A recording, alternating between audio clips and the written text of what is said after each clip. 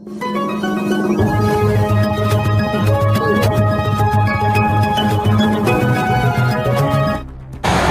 तालुक्यातील हत्तीज येथे एका सुशिक्षित कुटुंबाच्या दुर्दैवी अंताने परिसर हादरला आहे।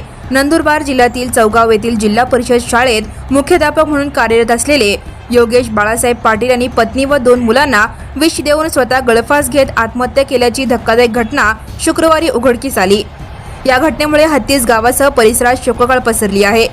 शेअर बाजारातील आर्थिक नुकसानीच्या तणावातून त्यांनी हे टोकाचे पाऊल उचलल्याचे सांगण्यात येत आहे।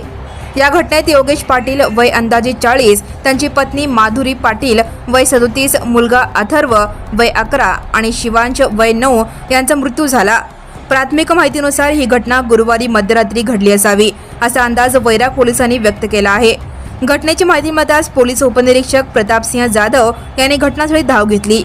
पोलीस निरीक्षक कुंदन गावडे यांनी घटनास्थळाची पाहणी करून पंचनामा केला।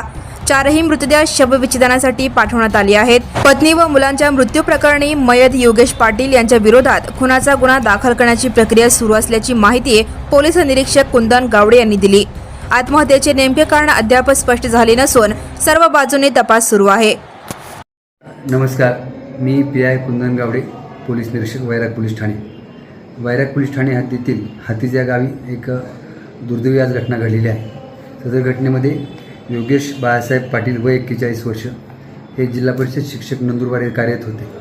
ते आणि त्यांची पत्नी माधुरी तसेच मोठा मुलगा अथर्व आणि लहान मुलगा शिवांश असे सुट्टीनिमित्त गावाकडे आले होते आणि गावाकडे आल्यानंतर शेअर मार्केटमध्ये प्रचंड लॉस झाल्याकारणाने योगेश बाळासाहेब पाटील यांनी त्यांच्या 2 जे लहान मुलं आहेत त्यांना आणि पत्नीला विष देऊन जीवानीशी ठार मारल्याची संशयित घटना घडलेली आहे आणि त्यानंतर स्वतः विष पिल्याला दिसून येत आहे आणि नंतर गळफास घेऊन स्वतःही मरण पावले आहे। त्या अनुषंगाने वैराग पोलीस ठाणे येथे एक घटना नोंद झाली आहे आणि पुढील तपास चालू आहे। सुसाईड नोट वगैरे काही सापडले का?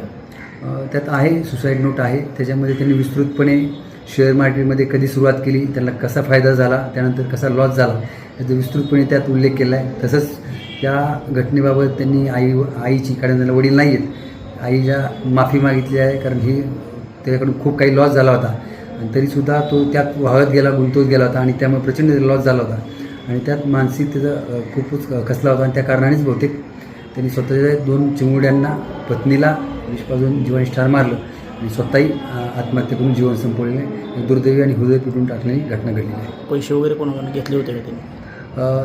तसं पैसे त्याच्या नात्यातले जे आहेत त्यांच्याकडनं त्यांनी हे शेअर मार्केटमध्ये गुंतवण्यासाठी पैसे घेतल्याचा उल्लेख केला आहे, परंतु त्यांना तो पैसा देऊ शकत नसल्याने त्यांच्याबद्दलही त्यांनी स्वतःच दुःख व्यक्त केलेलं आहे।